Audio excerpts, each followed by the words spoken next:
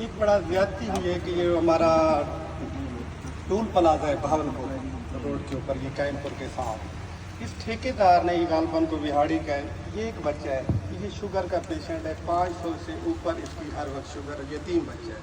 एक दूसरा बच्चा यहाँ ये खड़ा है, उसने एक नामालूम कैंपुर थाने के अंदर FIR दर्ज करी चोरी। ये काम 300 रुपये दिहाड़ी पे करते हैं, करेंगे तो ठीक, नहीं तो ब्लैकमेल करता है। इनको पकड़ाएगी तो पुलिस की मेहरबानी, थाना कैंपुर की ये काम करते हैं।